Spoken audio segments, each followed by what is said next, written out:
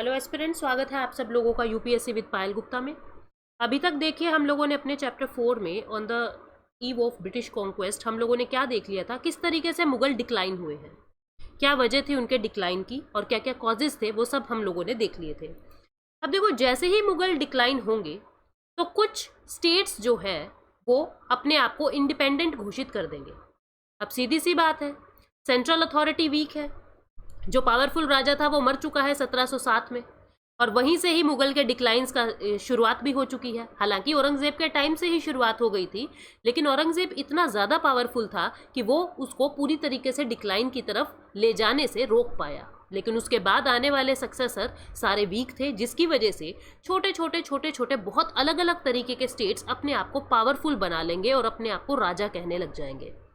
तो किस किस तरीके के रीजनल स्टेट थे? देखो, तीन कैटेगरी थी मुगल एम्पायर के डिक्लाइन के बाद। कुछ स्टेट थे जिन्होंने अपने आप को सक्सेसर स्टेट कहा, कुछ थे जिन्होंने अपने आप को इंडिपेंडेंट घोषित कर दिया, और कुछ थे जो न्यू स्टेट थे। सक्सेसर स्टेट कौन से थे? ये ऐसे लोगों द्वारा बनाए गए थे जो कभी ना कभी मुगल दरबार में ही काम कर रहे हैं। ठीक है, जैसे कि आप देखोगे बंगाल बनेगा, ठीक है, मुर्शिद कुली खान बनाएंगे। जैसे आप देखोगे अवध बनेगा, सादत खान बनाएंगे। जैसे आप देखोगे हैदराबाद बनेगा, असफ जाह बनाएंगे।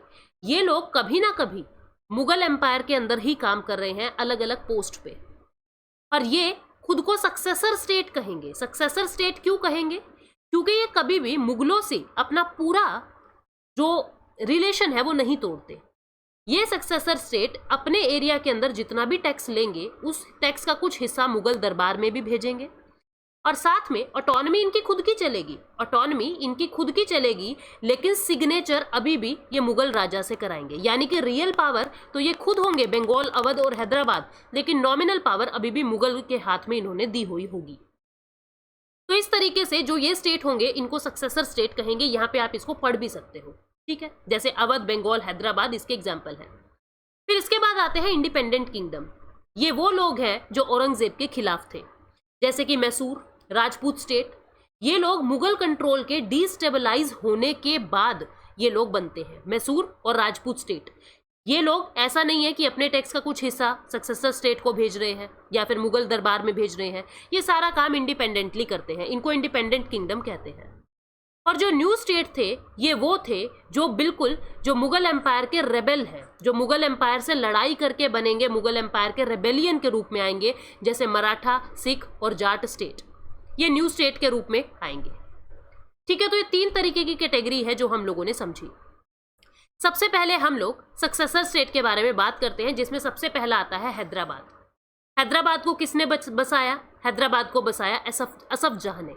ठीक है, इनका असली नाम किलिच खान था, क्वीन किलिच खान इनका पूरा नाम था। ये किलिच खान इनको नाम किसने दिया? ये किलिच खान इनको नाम दिया था औरंगजेब ने। इनको नाम दिया था औरंगजेब ने। इनको निज़ाम उल मुल्क भी कहते हैं, निज़ाम उल मुल्क भी कहते हैं। निज़ाम उल मुल्क इनको नाम दिया था किसने? फर्रुख सियार ने। किसने नाम दिया है? फर्रुख सियार ने। निज़ाम उल मुल्क इनको नाम दिया था। ठीक है, और असफ जाह जो नाम है ये इन्होंने खुद ने ही रख लिया था, और बाद में असफ जाह जो ये नाम है ये मोहम्मद शाह ने इसको नवाजा। मतलब पहले ऐसा कहा जाता है इन्होंने खुद को ही असफ जाह कहना शुरू कर दिया था, बाद में मोहम्मद शाह ने भी इनके इस नाम को अपनाना शुरू कर दिया और इनको असफ जाह के नाम से फेमस किया गया।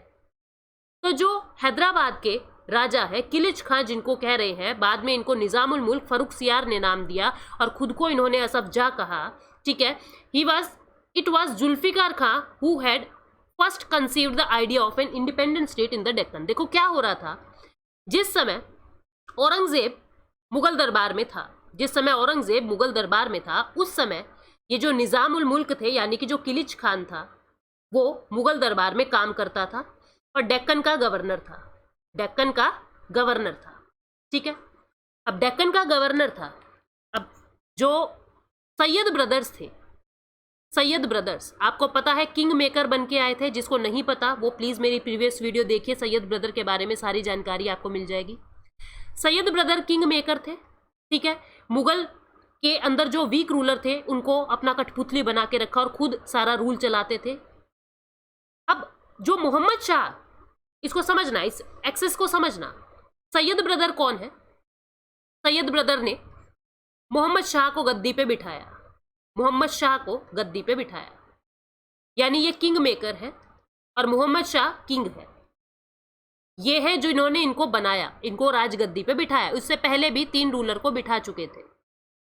अब मोहम्मद शाह को यह समझ आ गया था कि सैयद ब्रदर हमारे लिए अच्छे नहीं है, तो मोहम्मद शाह ने क्या किया, सादत खान के साथ, सादत खान और निजामुल मुल्क, इन दोनों को बुलाया। ये कहां थे, मैंने कहा इनको बुलाया, तो ये कहां थे?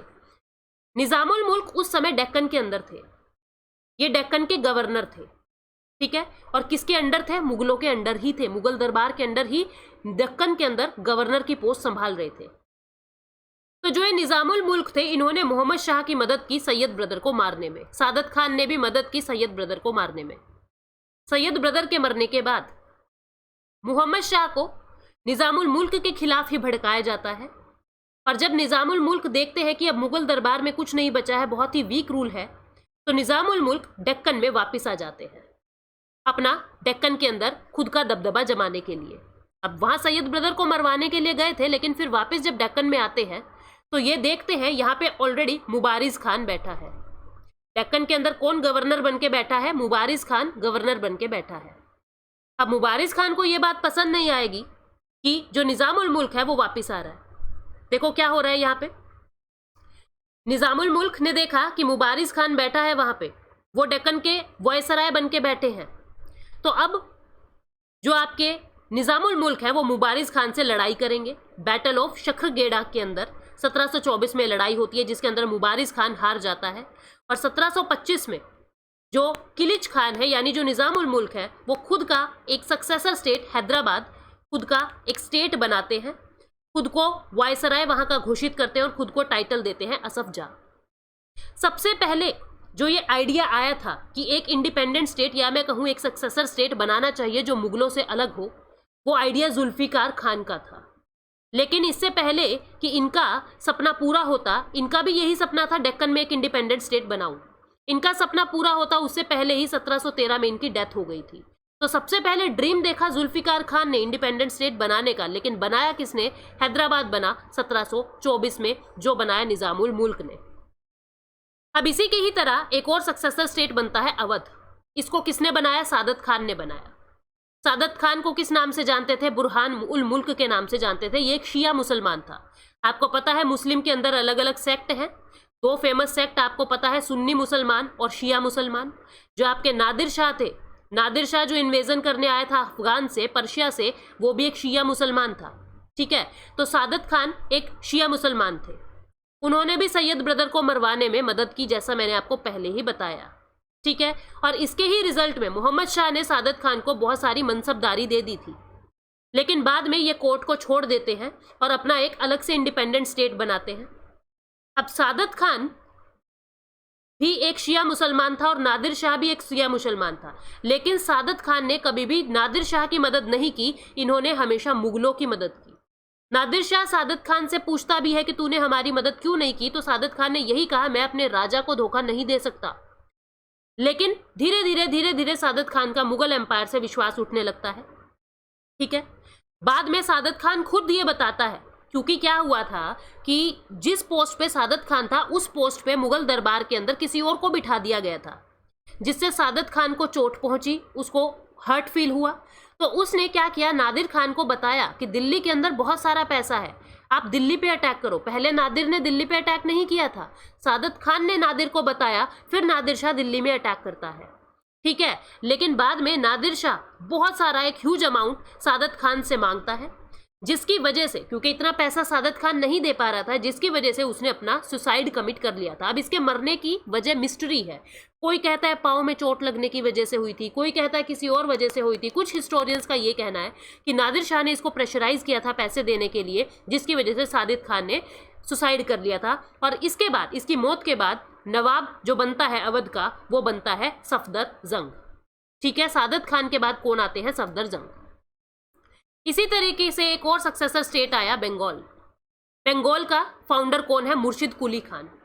बंगाल काफी रिच था और मुर्शिद कुली खान ने क्या किया था, जो भी दीवानी और निजामत फंक्शन थे, दीवानी और निजामत फंक्शन यानी रेवेन्यू संबंधित और बाकी सभी मिलिट्री संबंधित, ये सारे काम मुर्शिद कुली खान ने अपने हाथ में ले लिया था। और बंगाल को एक रिच प्रोविंस बना दिया था। बहुत ही ज़्यादा अच्छी यहाँ पे एडमिनिस्ट्रेशन मुर्शिद कुली खान ने चलाई और बंगाल को बहुत ज़्यादा रिच प्रोविंस बना दिया था। यही वजह है, आप देखोगे 1757 में बैटल ऑफ प्लासी के बाद ब्रिटिशर्स सीधा बंगाल की तरफ रुख करते हैं और जिसमें आप देखोगे 1764 में फिर बैटल ऑफ बक्सर भी होती है। ठीक है, क्योंकि जो बंगाल है एक तो बहुत ज़्यादा फर्टाइल लैंड है, बहुत ज़्यादा फर्टाइल लैंड है, अवध भी बहुत ज़्यादा फर्टाइल लैंड थी और बंगाल के अंदर हुगली नदी यानी एक बहुत बड़ा पोर्ट का एरिया। तो ब्रिटिशर्स का तो वैसे ही ध्यान बंगाल में था और बंगाल बहुत ज़्यादा प्रॉस्परस था और ज़्यादा प्रॉस्परस हुआ ये मुर्शिद कुली खान के टाइम पे। 1727 में इसके बेटे मुर्शिद कुली खान की डेथ के बाद सक्सेसर कौन आता है? इन सब लोगों ने क्या कर रखा था, चाहे वो बंगाल हो, चाहे अवध हो, चाहे वो हैदराबाद हो, इन्होंने हेरिडिटरी बना रखा था राजगद्दी को। मतलब इनकी मृत्यु के बाद इनके पुत्र जो है वो राजगद्दी पे आएंगे। तो बंगाल के अंदर इसकी मृत्यु के बाद, मुर्शिद कुली खान की मृत्यु के बाद 1727 में इसके बेटे शुजाउद्दीन राजगद्दी पे आते हैं। शुजाउद्दीन के बाद कौन आते हैं? सरफराज खान आते हैं। 1740 में इस सरफराज खान को अलीवर्दी खान मार देते हैं। ये अलीवर्दी खान कौन है? बिहार के डिप्यूटी गवर्नर है जो खुद को मुगल एम्परर से फिर इंडिपेंडेंट घोषित कर देते हैं। तो सबसे पहले मुर्शिद कुली खान आए, मुर्शिद कुली खान के बाद उनके बेटे शुजाउद्दीन आते हैं, शुजाउद्दीन के बाद सरफराज आते हैं और सरफराज के बाद अलीवर्दी खान आते हैं। इस तरीके से बंगाल का रीजन चलता है। ये हमने सक्सेसर स्टेट की बात की, अब हम इंडिपेंडेंट स्टेट की बात करते हैं जिसमें सबसे पहले आते हैं राजपूत। अब आपको पता है औरंगजेब के बारे में मैंने आपको पहले भी बताया था, ये कट्टर मुसलमान था, बहुत ही स्ट्रॉन्च मुसलमान था, बहुत ही कट्टर मुसलमान था। रिलीजियस इनटॉलरेंस की पॉलिसी अपनाता था। पिलग्रिमेज टैक्स लेता था ये नॉन मुस्लिम से कि जो भी मंदिर में जाएगा या नॉन मुस्लिम है उसको अपनी पूजा करने के लिए मंदिर में जाने के लिए जजिया देना पड़ेगा, जजिया कर देना पड़ेगा, टैक्स देना पड़ेगा। इनटॉलरेंस पॉलिसी थी जिसकी वजह से औरंगजेब के आसपास जितने भी हिंदू रूलर थे, यानी जो नॉन मुस्लिम रूलर थे, जैसे राजपूत थे, जैसे सिख थे, जैसे जाट थे, ये सब लोग मुगल एम्पायर के खिलाफ हो गए थे। तो राजपूत भी यही वेट कर रहे थे कि किस तरीके से मुगल रूल जो है वो वीक होए और हम अपने आप को इंडिपेंडेंट घोषित करें। तो 18वीं सेंचुरी में, 18th सेंचुरी में राजपूत अपने आप को इंडिपेंडेंट घोषित करते हैं, कोशिश कर रहे हैं अभी। इन्होंने क्या किया? इन्होंने देखो, जो राजपूत के अंदर अजीत सिंह है, ठीक है, इन्होंने जयसिंह टू और दुर्गादास राठौर इन दोनों के साथ अलायंस बना लिया 1708 में और खुद को इंडिपेंडेंट घोषित करने की कोशिश की। मैं आपको भविष्य में राजपूत की डिटेल्स बताऊंगी, इसलिए मैं यहाँ पे ज़्यादा नहीं बता रही, यहाँ वर्ड टू वर्ड मैं आप लोगों को अभी समझाने की कोशिश कर रही हूँ। अजीत सिंह जो एक राजपूत रूलर है, उसने क्या किया? जयसिंह टू और दुर्गादास राठौर के साथ एक अलायंस बना लिया कि हम मुगल रूलर को मारेंगे। इस अलायंस को बहादुर शाह 1 ने तोड़ने की कोशिश की, ठीक है, और ये अलायंस टूट भी गया था बाद में, ठीक है। ये अलायंस टूट गया, इसी वजह से मुगल बचे रहे। At the one time Rajput control the entire territory extending from south of Delhi up to western coasts. एक समय आया था जब राजपूतों ने पूरे टेरिटरी के ऊपर कब्जा कर लिया था, दिल्ली से लेके पूरा, जो आप देखोगे, ये देखो कितना बड़ा राजपूत का एम्पायर है, आप देख पा रहे हो कितना बड़ा राजपूत का एम्पायर है, दिल्ली से लेके ये पूरा वेस्टर्न वाला एरिया। यहाँ पे सिख है, यहाँ पे राजपूत है, आप देखो क्लियर, यहाँ सिख है, यहाँ पे राजपूत है। ये आपका मैसूर स्टेट है जहाँ पे टीपू सुल्तान है। ये आपका त्रावणकोर यानी केरला वाला स्टेट है जिसके बारे में हम बात करेंगे। यहाँ पे आपका रोहिल्ला खंड है, ठीक है, यहाँ पे आपके जाट आ जाएंगे, यहाँ पे आपके जाट आ जाएंगे, ठीक है, और ये आपका काबुल वाला रीजन है। तो हम लोगों ने, ये आप देखो हैदराबाद टेरिटरी है जो घोषित हो चुकी है इंडिपेंडेंट। यूपी के अंदर आप अवध को देखोगे, गंगा वाले रीजन में, यहाँ आपको अवध मिल जाएगा। इस तरीके से मैप के अंदर आप लोग एक क्लियर मैप लेना, क्लीन मैप लेना, उसके अंदर इनको मार्क करते चलना ताकि आपको दिक्कत ना हो समझने में। अब हम आगे बात करते हैं राजपूत के बाद मैसूर की। मैसूर की आप लोग देख लीजिए कहाँ की बात कर रही हूँ मैं, यहाँ की बात कर रही हूँ। ये मैसूर किंगडम है। मैसूर किंगडम 18th सेंचुरी में एक बहुत ही इंपॉर्टेंट एरिया की तरह उभर के आता है। ये कहाँ पे है? ईस्टर्न और वेस्टर्न घाट के जंक्शन पे है। आप देख रहे हो ईस्टर्न और वेस्टर्न घाट के जंक्शन पे है। शुरुआत में इसको वोडेयार डायनेस्टी ने रूल किया था। बहुत बाद में आप देखोगे हैदर अली मैसूर को बचाने के लिए सबसे लड़ता है, मराठा से लड़ता है, ब्रिटिश से लड़ता है, फ्रेंच से लड़ता है, सबसे लड़ता है हैदर अली, और एक काफ़ी पावरफुल राजा रहा है। और हैदर अली की कांस्टेंट बैटलफील्ड के बाद इसका बेटा टीपू सुल्तान भी लड़ता है।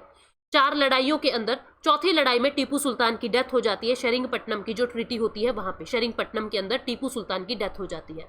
तो ये मैसूर के बारे में हमें जानना था। अब हम केरला के बारे में जानते हैं। केरला एक इंडिपेंडेंट स्टेट की तरह आया जिसको मार्तंडा वर्मा ने इस्टेब्लिश किया। त्रावणकोर इसकी कैपिटल थी। आप एरिया देखो किसकी बात कर रही हूं, मैं इस वाले एरिया की बात कर रही हूं, त्रावणकोर। ठीक है, यहाँ पे केरला को मार्तंडा वर्मा ने इस्टेब्लिश किया। इनकी बाउंड्री कन्याकुमारी से कोचीन तक फैली हुई थी। इनकी बाउंड्री कन्याकुमारी से कोचीन, ये वाला जो रीजन है आप देख रहे हो, ये पूरी बाउंड्री इन लोगों की फैली हुई थी। ठीक है, इन्होंने बहुत सारे एफर्ट्स किए कि अपनी आर्मी को ऑर्गेनाइज करें वेस्टर्न मॉडल पे। ठीक है, बहुत सारे मेजर्स भी इन्होंने अडॉप्ट किए अपने स्टेट को डेवलप करने में। बहुत ज़्यादा इंपॉर्टेंट नहीं है केरला, आप लोग स्किप भी कर सकते हो। इसके बाद बात आएगी जाट्स की। जाट आपको हरियाणा, यूपी, दिल्ली, इसके आसपास के एरिया में ज़्यादा दिखेंगे। जाट दिल्ली, मथुरा, आगरा यहाँ पे रिवोल्ट कर रहे हैं क्योंकि औरंगजेब देखो क्या कर रहा है। औरंगजेब साउथ के अंदर लड़ रहा है। मैंने आपको बताया था ना, औरंगजेब का सारा ध्यान डेक्कन के ऊपर था, किस तरीके से मैं इस वाले रीजन के ऊपर कब्जा कर लूँ। औरंगजेब का क्या ध्यान था, औरंगजेब का सारा फोकस ये रहता था किस तरीके से मैं इस एरिया को अपना कर लूँ। जो है इतना सारा एम्पायर उस पर ध्यान नहीं दे रहा, उसका फोकस है मैं इस एरिया पे कैसे ना कैसे करके कब्जा कर लूँ। अब कांस्टेंट 25-30 साल तक वो यहाँ पे लड़ाई करता रहता है, तो लड़ाई के अंदर पैसा तो बहुत चाहिए, तो इसको बहुत सारा टैक्स कलेक्ट करना पड़ता था। और टैक्स को कलेक्ट करने पे ये पीजेंट्स को ऑप्रेस करता था। पीजेंट्स को ऑप्रेस करता था कि इनसे मैं कैसे ना कैसे करके ज़्यादा टैक्स को वसूलूँ। तो इसी वजह से जो पीजेंट लोग थे, जिसमें ज़्यादातर जाट लोग थे, एग्रीकल्चरलिस्ट होते थे जाट, ये लोग औरंगजेब के खिलाफ हो गए। ठीक है, और धीरे धीरे जैसे ये देखेंगे कि अब औरंगजेब मर गया है, वीक सेंट्रल अथॉरिटी है, तो चूड़ामन और बदन सिंह ये 2 इंपॉर्टेंट रूलर के तरीके से, जाट की तरफ से इंपॉर्टेंट जाट रूलर के तरीके से आगे बढ़ते हैं। ठीक है, और जाट स्टेट ऑफ भरतपुर को इस्टेब्लिश कर देते हैं। लेकिन आप देखोगे जो सूरजमल है वो एक बहुत ही ज्यादा इंपॉर्टेंट हिंदू जाट के रूप में उभर के आ रहा है। चूड़ामन और बदन सिंह ठीक है काफी पावरफुल थे, इन्होंने अगुवाई की, बहुत सारे रिवोल्ट्स की, लेकिन सूरजमल इसने जाट पावर को एक अलग ही जेनिथ पे पहुंचा दिया।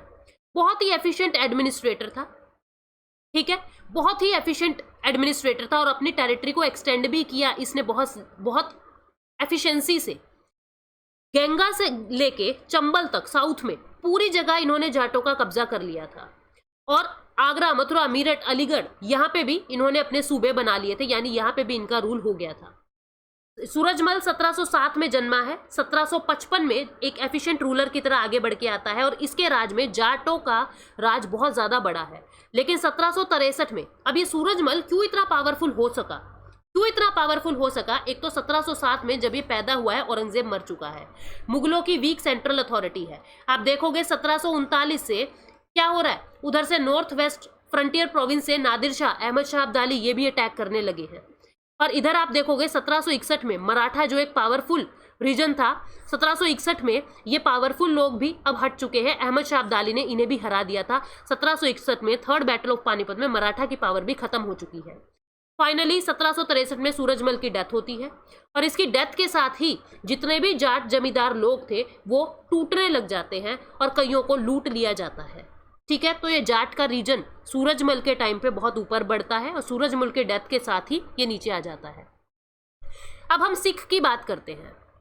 गुरु गोबिंद सिंह जी ने सिख को एक रिलीजियस ग्रुप की साथ, तो मतलब एक रिलीजियस ग्रुप तो था ही सिख, साथ में एक मिलिटेंट सेक्ट भी बना दिया, क्योंकि गुरु गोबिंद सिंह जी समझ चुके थे कि इतनी सारी अलग अलग पावर्स उभर रही है इंडिया के अंदर, हमको मिलिटेंसी तो सीखनी पड़ेगी। और गुरु गोबिंद सिंह ने इसको एक मिलिटेंट सेक्ट के रूप में बना दिया था। गुरु गोबिंद सिंह के बाद जो बंदा बहादुर थे उन्होंने सिख की लीडरशिप ली, लेकिन 1708 में इनको मार दिया जाता है। मुगल रूलर ही इनको मार देते हैं। ठीक है, नादिर शाह, अहमद शाह का इन्वेजन जो है वो बहुत बार होता है सिख की अथॉरिटी पे, लेकिन जिस समय ये नादिर शाह और अहमद शाह अब्दाली मुगल दरबार के ऊपर अटैक कर रहे थे, सिखों को समय मिल गया खुद को रिवाइव करने का, और सिखों ने खुद को बंदा सिंह बहादुर की मृत्यु के बाद एक बार फिर से 1739 में देखो नादिर शाह अटैक कर रहा है, उसके बाद कंटिन्यू अहमद शाह अब्दाली अटैक करेगा, तो सिखों को चांस मिल गया, क्योंकि अब मुगल वीक हो रहे हैं, इनको चांस मिल गया कि हम लोग खुद को कंसोलिडेट कर सकते हैं। और क्या होता है, सिखों को 12 मिसल्स के अंदर बांट दिया जाता है, 12 कॉन्फेडरेसीज के अंदर बांट दिया जाता है, यानी जो पूरा सिख एम्पायर था उसको 12 टुकड़ों में बांट दिया जाता है। हर मिसल का, हर कॉन्फेडरेसी का एक पावरफुल लीडर होता था। इसी तरीके से आप एक देखोगे सुकर चकिया नाम की जो मिसल है, सुकर चकिया नाम का जो कॉन्फेडरेसी है सिख एम्पायर के अंदर, एक जो टुकड़ा है, वहां के राजा है महान सिंह। महान सिंह के बेटे हैं रंजीत सिंह। इन्होंने क्या किया था, इन 12 के 12 कॉन्फेडरेसी को एक कर दिया था और एक बहुत पावरफुल सिख एम्पायर बना दिया था। सतलुज से लेके झेलम तक इन्होंने पूरा अपना राज सिखों का कर दिया था। और जो रणजीत सिंह है, इस समय में रणजीत सिंह ने ब्रिटिशर्स के साथ अलायंस भी बना लिया था, क्योंकि रणजीत सिंह को समझ आ चुका था कि ब्रिटिशर्स बहुत पावरफुल है और हम इनसे लड़ें तो हमारा ही नुकसान है। रणजीत सिंह ने ब्रिटिशर्स के साथ बहुत सारी अलायंस ट्रीटीज भी साइन कर ली थी। तो ये सिखों के बारे में हमने देखा।